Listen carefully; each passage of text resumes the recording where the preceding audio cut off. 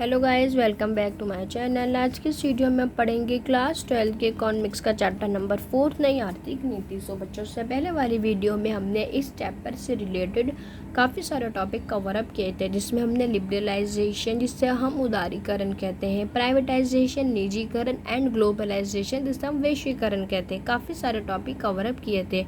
और इसके अलावा बच्चों हमने एनसीईआरटी बॉक्स पे भी स्टडी किया था। डब्ल्यूटीओ विश्व व्यापार संगठन, आउटसोर्सिंग जिसे हम बाहरी स्रोत कहते हैं, and GST good and services taxes, सारे टॉपिक हमने कवर अप किए थे पिछले वाली वीडियो में। बच्चों, जो आज का हमारा टॉपिक होगा वो एलपीजी नीतियों का मूल्यांकन होगा। मीन्स कि एलपीजी की बेसिकली हम पॉलिसीज़ को स्टडी करेंगे कि जब हमारे देश में 1991 में लिबरलाइजेशन, प्राइवेटाइजेशन, ग्लोबलाइजेशन को अपनाया गया था, तो उसके क्या क्या पॉजिटिव इम्पैक्ट हमें हमारी अर्थव्यवस्था में देखने को मिले। बेसिकली आज के इस वीडियो में हम एलपीजी के अच्छे प्रभाव को स्टडी करेंगे कि 1991 में एलपीजी के आने पर हमें हमारी कंट्री में, हमें हमारी अर्थव्यवस्था में इसके क्या क्या अच्छे प्रभाव देखने को मिले। हम इसे बहुत ध्यान से समझने की कोशिश करते हैं कि बेसिकली हमें क्या क्या गुड इफेक्ट देखने को मिले। बच्चों, इसने यहाँ पर बोला है संक्षिप्त रूप से व्यक्त एलपीजी नीतियों से अभिप्राय। बच्चों, बेसिकली इसने यहाँ पर एलपीजी की फुल फॉर्म बताया है कि लिबरलाइजेशन, प्राइवेटाइजेशन एंड ग्लोबलाइजेशन, उदारीकरण, निजीकरण एंड वैश्वीकरण। इसके अलावा बच्चों, उसने बोला है कि एलपीजी के नीतियों के मूल्यांकन से अभिप्राय मीन्स कि हम लिबरलाइजेशन, प्राइवेटाइजेशन, ग्लोबलाइजेशन में एनईपी को स्टडी किया है हमने, न्यू इकोनॉमी पॉलिसी को, नए आर्थिक सुधार को। क्यों बच्चों, ऐसा क्यों? ऐसा इसलिए हुआ था जब हमने 1991 में एनईपी को अपनाया था, न्यू इकोनॉमी पॉलिसी, नई आर्थिक सुधार को।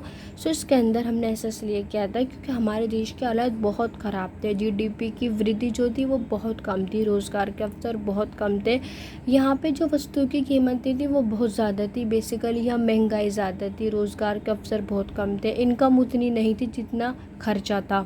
बेसिकली इन सब के चलते हमने अपने देश में नई न्यू इकोनॉमी पॉलिसी एनईपी को लागू किया और उसके अंतर्गत हमने उदारीकरण, निजीकरण और वैश्वीकरण के पॉइंट्स को रखा। बेसिकली अब हम इसके अच्छे इम्पैक्ट को पढ़ते हैं कि क्या क्या इम्पैक्ट हमें देखने को मिले।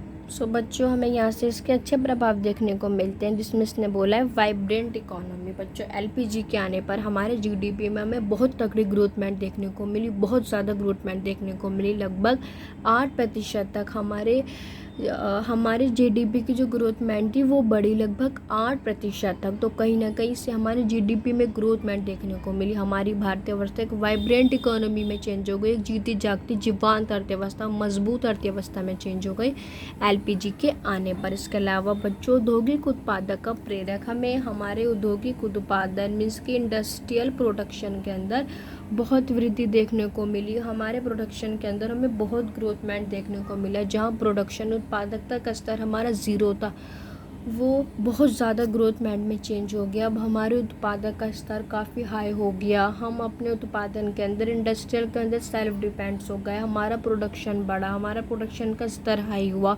इसके अलावा बच्चों, सरकार के राजकोषीय घाटे पर रोक हुई। मीन्स कि सरकार के जो बजट होता था वो सारा घाटे में जाता था, फिजिकल डेफिसिट में जाता था। सरकार के जो कोष होते थे, भंडार होते थे, उसमें कमी थी। बट बच्चों, उसके अलावा जो सरकार की जो कमी थी वो हमें 8.5% देखने को मिलती थी, जो 8.5% से कम होकर के 3.5% हो गई। अब सरकार का पहले इतना भाग खर्च होता था जीडीपी में, अब इतना भाग कम होकर के उतना हो गया, जिसने सरकार के बजट में डेफिशिएट को कम होने से बचाया है। मीन्स कि सरकार के कोषागार इकट्ठे रहेंगे, उसे ज़्यादा खर्च करने की ज़रूरत नहीं है, क्योंकि अब हमारे देश में रोज़गार के अवसर उपलब्ध हैं। यहाँ बड़े बड़े इंडस्ट्रियल सेक्टर स्थापित है, बड़े पैमाने के उद्योग स्थापित हैं, छोटे पैमाने के उद्योग स्थापित है। तो अब सरकार को ज़्यादा खर्च करने की ज़रूरत नहीं है, क्योंकि हमारा जो जीडीपी था वो ऑलरेडी स्ट्रांग हो चुका है। कहीं ना कहीं बच्चों, सरकार के जो बजट हुआ करता था उसमें कमी थी, वो काफ़ी कम देखने को मिला कि अब सरकार के बजट में कोई कमी नहीं है। जहाँ पहले से 8.5% खर्च करना पड़ता था, वहीं घट करके 3.5% कम हो गया। ये बहुत बड़ा डिफरेंशिएट देखने को यहाँ मिलता है। इसके अलावा बच्चों ने बोला है विदेशी विनिमय कोषों में वृद्धि। बच्चों, जो हमारे विदेशी विनिमय कोष होते थे, मीन्स कि फॉरेन डायरेक्ट से जो हमारे रिजर्व आया करते थे बाहर देश विदेशों से, वो बहुत कम थे, बहुत ज़्यादा कम थे वो। बस जैसे ही हमने LPG अपनाई तो देन उसके बाद हमारे विदेशी विनिमय कोषों के भंडार में दोबारा से ग्रोथ में वृद्धि देखने को मिली, क्योंकि अब सरकार ने वहाँ से आयात प्रतिस्थापन को रिमूव कर दिया। अब हम लोग बाहर से सामान खरीद सकते थे और बाहर वाले लोग भी हमारे देश से सामान खरीद सकते थे, जिसके लिए सरकार ने अपनी करेंसी को डिवैल्यूएशन कर दिया था, डाउन कर दिया था, ताकि लोग हमारी तरफ आकर्षित हुए। तो जब लोग हमारी तरफ आकर्षित हुए तो हमारे उत्पादन बढ़े, प्रोडक्शन बढ़े, हमारे कंट्री में बेसिकली बच्चों काफ़ी सारी मनी आई, जिसमें वापस सरकार के जो कोषों में जो इकट्ठा पैसा हुआ करता था उसमें वापस वृद्धि देखने को मिली।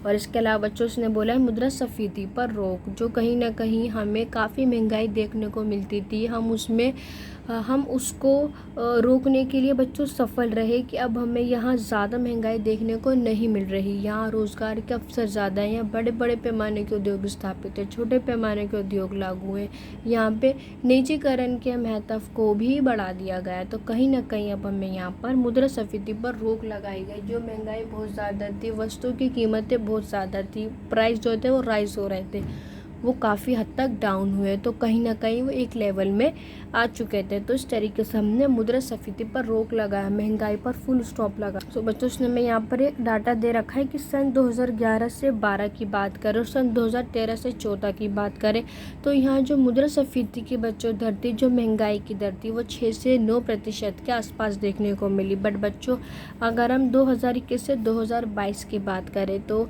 रिजर्व बैंक के आंकड़ों के मुताबिक जो महंगाई की दर थी, मुद्रास्फीति जो यहाँ पे इन्फ्लेशन था, वो कहीं ना कहीं इस वाले डाटा से कम हुआ। 4.1 से 4.4% की सीमा तक वो स्टॉप हो गया। अभी यहाँ पे मुद्रास्फीति पर रोक लगी, जिसकी दर यहाँ पर मुद्रास्फीति की 6 से 9% थी, वो सीधा 21 से 22 में 4.1 से 4.4 हो गया।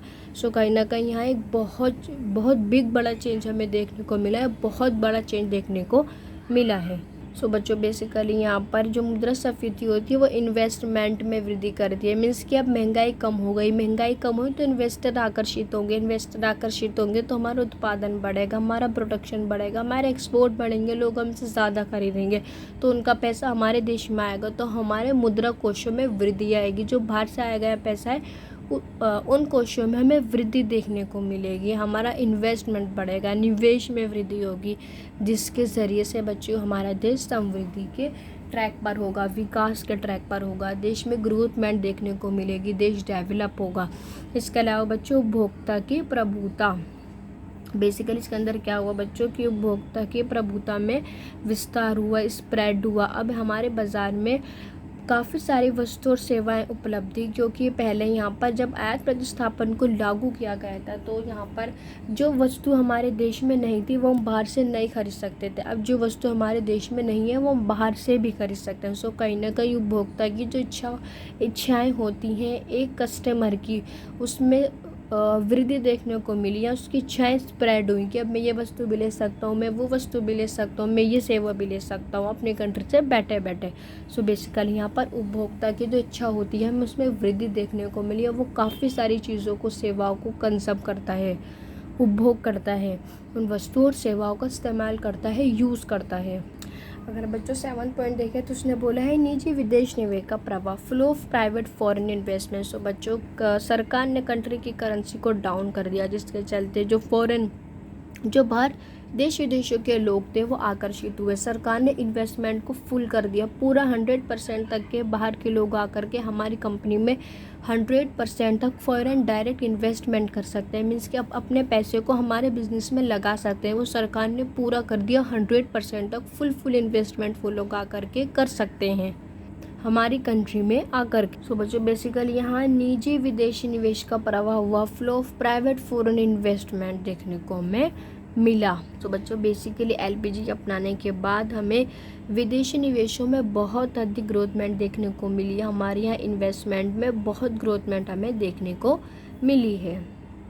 और इसके अलावा बच्चों उसने बोला है एक उभरती आर्थिक शक्ति के रूप में भारत की पहचान है। तो ऑब्वियसली ये होना ही था, जब हमारे देश में लिबरलाइजेशन, प्राइवेटाइजेशन और ग्लोबलाइजेशन को स्थापित करा तो हमारे देश को एक आर्थिक शक्ति के रूप में उभरना ही था, इकोनॉमी पावर के थ्रू उभरना था। क्योंकि यहाँ लिबरलाइजेशन क्या, तो इस कंट्री ने या हमारी कंट्री ने अपने फ़ायदे के लिए क्या, निजीकरण किया अपने फ़ायदे के लिए क्या, ग्लोबलाइजेशन किया अपने फ़ायदे के लिए क्या। इससे क्या हुआ, हम आपस में देश विदेशों से जुड़ गए। जब हमने ग्लोबलाइजेशन को अपनाया, अब हम हर जगह से ट्रेड कर सकते थे, खुल के निर्यात कर सकते थे, आयात कर सकते थे। हमने अपने करेंसी को डाउन किया तो बहुत पैसा जो था वो हमारी कंपनी में आया। हमारे कंट्री के अंदर जो पैसों के भंडार थे उसमें दोबारा वृद्धि देखने को मिली। तो बच्चों ऐसा तो जाहिर था कि आर्थिक शक्ति के रूप में इससे उभरना ही था, क्योंकि अब हम देश विदेशों से जुड़ चुके थे।